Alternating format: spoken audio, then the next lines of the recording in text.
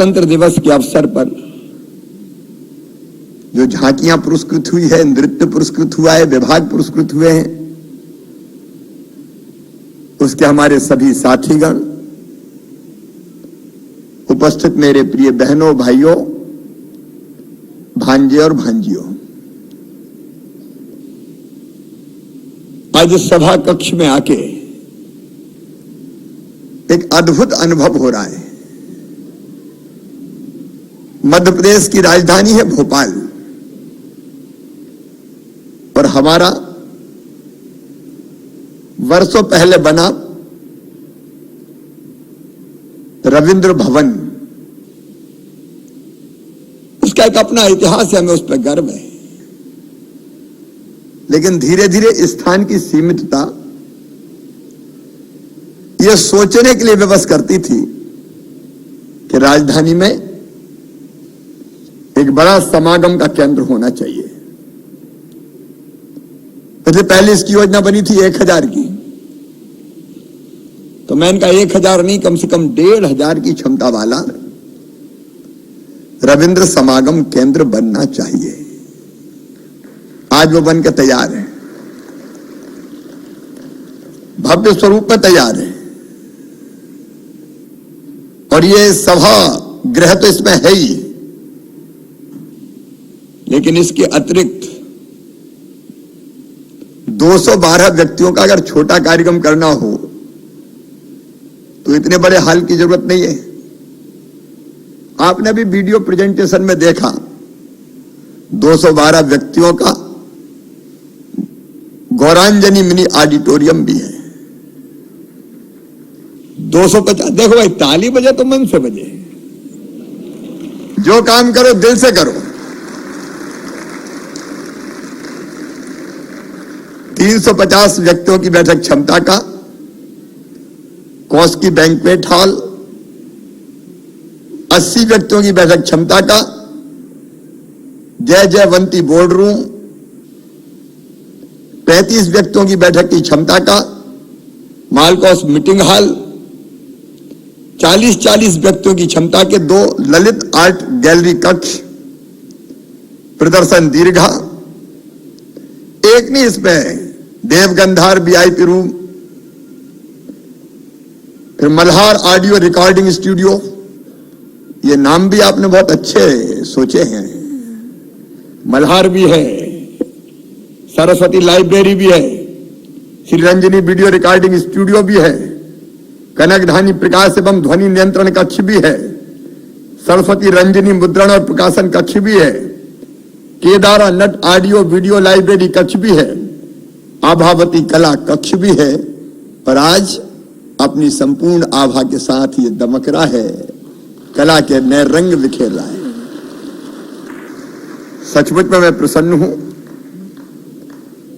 देखिए, हमारी कला और हमारी संस्कृति अद्भुत है, अनेकों छटाएं, अनेकों रंग, और मुझे खुशी है कहते हुए कि हमारे कलाकारों को अब राष्ट्रीय सम्मान मिल रहे हैं। मैं प्रधानमंत्री जी का हृदय से आभारी हूं। पहले कुछ गिने चुने पद्म पुरस्कार दिए जाते थे, इक्का दुक्का पद्म विभूषण होते थे, पद्म भूषण होते थे, लेकिन सचमुच में इतने कलाकार, समाज सेवी, स्वयं से भी अलग अलग क्षेत्रों में काम करने वाली विभूति है। कई ऐसी संस्थाएं जो भले स्थानीय स्तर पर काम कर रही हो, लेकिन पीड़ित मानवता की ऐसी सेवा करती है कि उनको पुरस्कृत करके हम धन्य हो जाते हैं। और इसलिए अब पद्म पुरस्कारों की संख्या बढ़ गई है। मुझे बताते हुए आनंद है, आपको जानकारी मिल गई होगी, हमारे मध्य प्रदेश के 4 कला के क्षेत्र में, संस्कृति के क्षेत्र में काम करने वाले हमारी महान विभूतियों को पद्म पुरस्कार, पद्म श्री से सम्मानित किया गया है। मंडला के अर्जुन सिंह ध्रुवे हमारे जनजाति आदिवासी नृत्य में, कि भाई अर्जुन जी नहीं है तो अभी ताली बजा के स्वागत करो। सागर के राम साहेब पांडे गोपाल जी बता रहे थे, अब राई नृत्य हमारी लोक कला है, उस कला को न केवल स्वीकृति दी बल्कि उसका सम्मान किया गया है। राम सहाय पांडे जी को सम्मानित करके मैं उनको भी बधाई देता हूं, ताली उनके लिए भी। मंडला की दुर्गाबाई कला के क्षेत्र में बेहतरीन कार्य किया है। दुर्गाबाई हम आपका अभिनंदन करते हैं, तालियां उनके लिए भी। बुंदेली कवि अवध किशोर जड़िया जी छतरपुर के निवासी, उनको भी सम्मानित करने से मध्य प्रदेश सम्मानित हुआ है, उनका भी तालियां बजा के स्वागत कीजिए। देखो हम लोग इतने स्वार्थी ना हो कि सामने हो तो ताली बजाओ, पीछे कोई नहीं हो तो पूछो ही मत। एक बार सबके लिए तालियां बजाइए। और तालियां आज भाऊ साहब भिटको से सेवा न्यास को सम्मानित किया गया है नानाजी देशमुख सम्मान से। उत्तरांचल उत्थान परिषद मनेरी आचार्य प्रदीप कौशिक जी, संस्था संपर्क सोपान जोशी, डॉक्टर शंकर अभ्यंकर, संस्था नर्मदा और गोमुखी सेवा धाम कोरबा, मैं एक बार फिर अपनी ओर से उनको बधाइयां देता हूं। और 26 जनवरी पर हमारी पर्यटन विभाग की झांकी को पहला स्थान मिला है, उनके लिए भी बधाई। जेल विभाग, वन विभाग, तीनों के लिए तालियां बजाएं।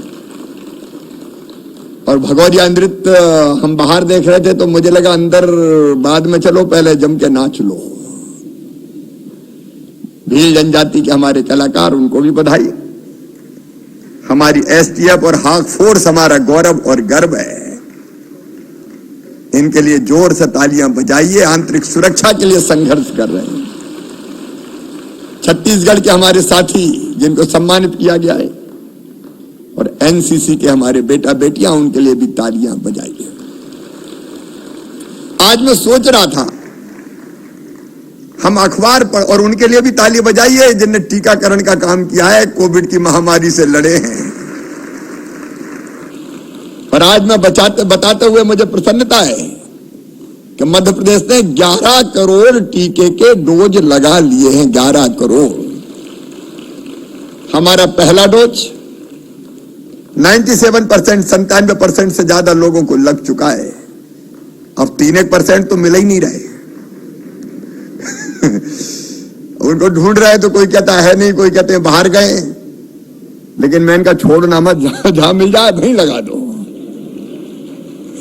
लगवाने नहीं आए तो हमने घर घर जाओ, घरों में नहीं मिले तो हमने खेतों पे जाओ, और खेतों पर नहीं तो पहाड़ों पे जाओ। हमारे टीकाकरण के दल कई बार नदी नाले कूद के पहाड़ चढ़ चढ़ के भी गए और वहां भी टीका लगा दिया। 93% से ज्यादा सेकंड डोज लग चुका है। 73% से ज्यादा 15 से लेकर 17 साल के बेटे बेटियों को लग चुका है। और 60 साल से ज्यादा उम्र के फ्रंटलाइन वर्कर, उनको भी तेजी से टीकाकरण का काम जारी है। और 60 साल से ज्यादा उम्र के जो हों, उनसे भी मेरा निवेदन है कि कोमॉर्बिड, मतलब कोई डायबिटीज, ब्लड प्रेशर, इधर उधर की कोई भी बीमारी हो तो लगवा लो टीका। अपना क्या जा रहा, मोदी जी फ्री में दे रहे हैं, लगवाने में क्या दिक्कत है। देखो सचमुच में मैं टीकाकरण करने वाली पूरी टीम को, स्वास्थ्य विभाग को, चिकित्सा शिक्षा विभाग को, सभी वो विभाग जो टीकाकरण के काम में लगे रहे, आशा कार्यकर्ता, पैरामेडिकल स्टाफ, हमारे डॉक्टर्स, हमारे रेवेन्यू की टीम, हमारे पुलिस के मित्र, अलग अलग विभाग के लोग लगे रहे, उन सबको बहुत बधाई देता हूं। और डॉक्टर संतोष शुक्ला, अश्विन जी, फिर विपिन श्रीवास्तव, ये सारे साथियों को, इनकी टीम को मैं बहुत बहुत बधाई देता हूं। सबने अनथक परिश्रम किया। कला, साहित्य, संगीत, नृत्य इत्यादि के क्षेत्र में मध्य प्रदेश जो पुरस्कार देता है उसकी संख्या है 148। हिंदुस्तान का कोई राज्य इतने पुरस्कार नहीं देता। मैं आज हमारे प्रमुख सचिव संस्कृति से यह आग्रह करता हूं कि बैकलॉग खत्म करो। देखो, पुरस्कार जिस साल घोषित हो उसी साल देने का आनंद है। और मध्य प्रदेश का मुख्यमंत्री इतना कंजूस नहीं है कि ऐसी संस्थाओं, राज्यपाल जी भी ऐसी संस्थाओं को पुरस्कृत करने के लिए समय ना निकाल पाए। तो जिस साल पुरस्कार देना उसी साल सम्मानित करना। ठीक बात है कि नहीं? अरे बोलें, ठीक है कि नहीं? तो उसी साल हमको करना है। अच्छा, एक बात और सोचें, सवेरे हम अखबार खोलते हैं या समाचार के टीवी खोलते हैं तो कई बार हमको निगेटिव न्यूज ज्यादा दिखाई देती है। यहां लूट हो गई, यहां डकैती हो गई, यहां मार दिया, यहां छेड़छाड़ हो गई। अब वो देख के कई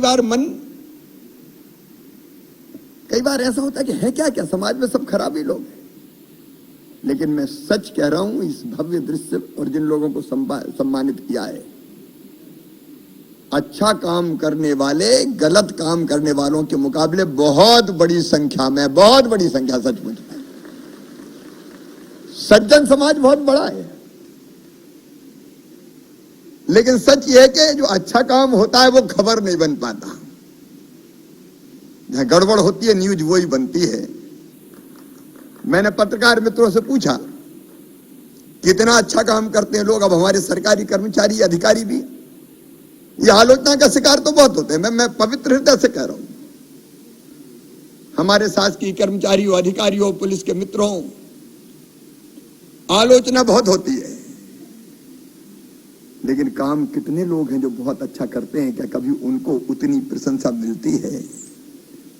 नहीं मिलती। मैंने पूछा, मैं कह रहा था कि भाई ये अच्छे काम हो रहे हैं, उनकी खबरें क्यों नहीं आती? तो मुझे एक पत्रकार मित्र ने कहा कि सब कुछ न्यूज वैल्यू भी तो होनी चाहिए। मैंने कहा न्यूज वैल्यू क्या है? बोले अगर कुत्ता आदमी को काट ले तो ये न्यूज थोड़ी, ये तो होता ही रहता है। लेकिन आदमी कुत्ता को काटे तो ये न्यूज है। अच्छा काम न्यूज नहीं है, लेकिन ऐसी वैसी चीज हो जाए तो न्यूज है। दिनों रात जनता की सेवा के लिए जूझने वाले लोक सेवक भी है, अलग अलग स्वयंसेवी समाज सेवी संस्थाएं भी है, अध्यात्म और धर्म के क्षेत्र में सन्मार्ग पर ले जाने वाले लोग भी है, हमारे कलाकार, लोक कलाकार एक नए जगत का सृजन कर देते हैं। ये आनंद का उत्सव मनाते हैं। कोई गायक, कोई संगीतकार, कोई नर्तक दल, कोई चित्रकार अलग अलग जब कलाओं को उकेरता है तो ऐसा लगता है जैसे वो भारतीय परंपरा, संस्कृति और इतिहास को संजो रहा हो और मनुष्य के अंदर जितनी अलग अलग तरह की क्षमताएं हैं उन क्षमताओं का प्रकटीकरण कर रहा हो। और इसलिए कलाकारों को सम्मान देना, कला को प्रश्रय देना, लोक कलाओं को बढ़ावा देना, यह शासन का परम कर्तव्य है। और कलाकार मित्रों, चाहे आप गायक हो, चाहे आप नर्तक हो, चाहे आप चित्रकार हो, अलग अलग क्षेत्र में काम करने वाले कलाकार मध्य प्रदेश से कभी निराश नहीं होंगे। उनको सम्मानित करने का और आगे बढ़ाने का हर संभव प्रयास मध्य प्रदेश सरकार करेगी। कला और राज्य शासन का चोली दामन का साथ रहा है। पुराने जमाने में भी जो अच्छे राजा थे, अब तो सेवक हैं हम लोग, वो भी कलाकारों को, अब संगीत सम्राट तानसेन हो, बैजू बाबराव, अलग अलग जितने हमारे बड़े बड़े कलाकार, कहीं ना कहीं से राज्य का साथ उनको मिलता था। मैं अपने प्रिय कलाकार साथियों को, चाहे वो यहां हो चाहे वो यहां ना हो, विश्वास दिलाता हूं कोविड के कठिन काल में भी हमने अपनी गतिविधियां बंद नहीं की। लगातार हम ऐसे कार्यक्रम चलाते रहे जिससे उनके सामने आजीविका का संकट उत्पन्न ना हो। वो प्रयास हमारा लगातार जारी रहेगा। और एक बात और अंत में मैं कहना चाहता हूं, शिवशेखर जी, हम एक मंच बनाए अच्छे लोगों का, अलग अलग क्षेत्रों में काम करने वालों का, और इनका संगम साल में एक बार करें।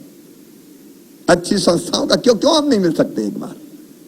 अलग अलग सब काम कर रहे हैं। सज्जन शक्ति, समाज में अच्छा काम करने वाले संस्था और व्यक्ति, एक बार उनको इकट्ठा करें, सम्मानित भी हो, आइडिया भी एक्सचेंज करें कि और इन कामों को कैसे आगे बढ़ाया जा सकता है। सहमत है कि नहीं आप लोग? अच्छे लोग भी तो इकट्ठे हों। हम अपने कलाकारों को, विविध क्षेत्रों में जो प्रतिभाएं, उनको इकट्ठा करें, एक मंच बनाए, संस्कृति विभाग बनाए। आपका काम तो जोड़ना है, सज्जन शक्ति को जोड़िए और इनके कामों को और व्यापक आधार मिले, राज्य शासन उसका प्रयास करेगा, उसमें हम कोई कसर नहीं छोड़ेंगे। और एक बात जब पुरस्कार ले रही थी संस्था, व्यक्ति, आप सब, तो मेरे मन में आ रही थी कि मैं भी आपसे कुछ मांग लूं क्या? डर गए? अरे मांग लूं क्या?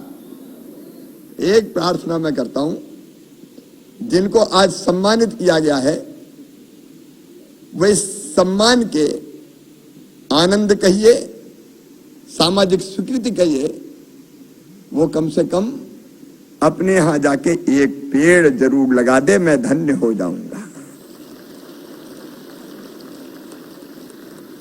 पर्यावरण को बचाना, धरती का कर्ज उतारना, ग्लोबल वार्मिंग के खतरे को टालना, क्लाइमेट चेंज के दुष्परिणामों का मुकाबला करना, प्रधानमंत्री जी ने आह्वान किया है 2070 तक भारत कार्बन गैसों के उत्सर्जन से जो अपना कर्तव्य है मुक्त कर देगा।